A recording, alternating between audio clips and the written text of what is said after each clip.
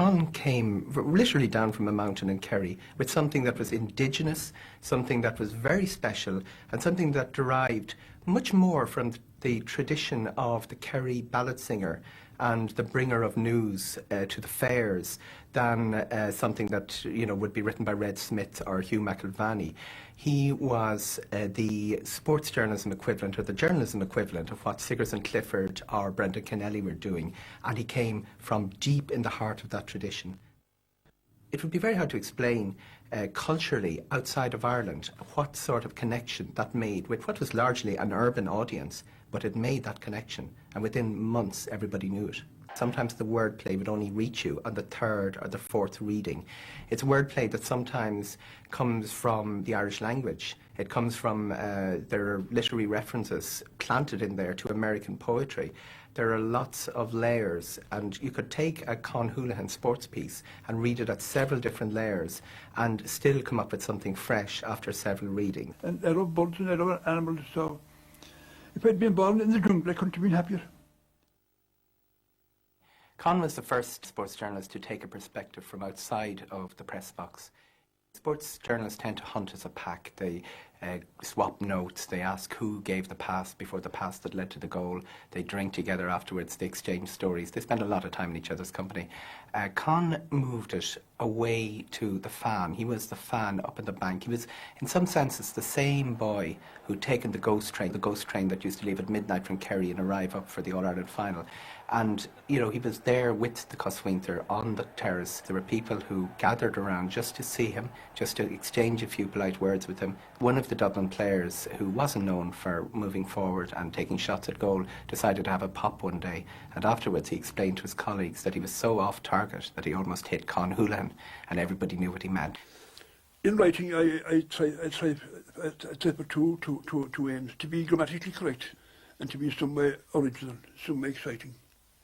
And if you go to a game, and if you're excited by it, you should be able to make a excited reader too.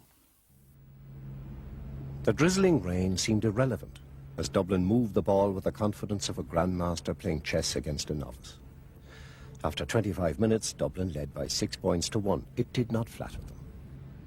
But perhaps it's true that whom the gods wish to destroy, they first make mad. The ease with which Dublin were scaling the mountains seduced them into overconfidence.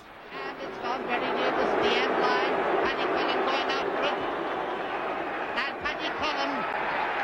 Paddy put on a show of righteous indignation that would get him a card from Equity. And while all this was going on, Mike Sheehy was running up to take the kick. And suddenly Paddy dashed back towards his goal like a woman who smells a cake burning.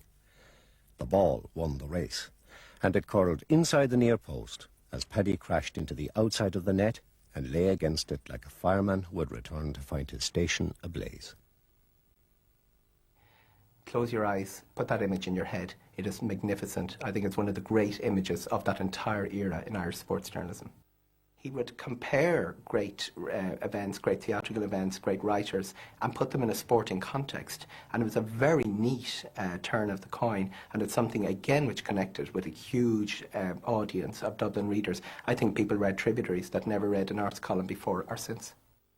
The closure of Berkey hurt him almost like a bereavement, and you could see that when, in those days of the summer of '95, when people were clinging on to hope that the company titles would be transferred and revived, that Con was a very serious part of that product. It struck me as quite incongruous at first that the Sunday World would be the latest forum, the forum for Con Houlihan, but then you look back and you see that it is the popular newspapers that have forged the way with sports journalism. Way back in Ireland in the 19th century, we virtually invented the notion of sports journalism as a legitimate form of journalism, and it was taken up by the popular newspapers in England. Now, in the Sunday World, you'll have crime bosses and lap dancing at the front of the paper, and you have Con's quite high literary style at the back. He's very comfortable with that audience, and it shows how disparate the Irish audience for popular newspapers are. I don't think you'd see the same thing happening with the tabloids in America or with the tabloids in London. It's something distinctively. I'm not sure if in the world of evening newspaper journalism, where everything is shoveled out and deadline is king and everybody's shouting at each other and there's terrible stress and pressure, that sort of enormous literary presence was appreciated by everyone.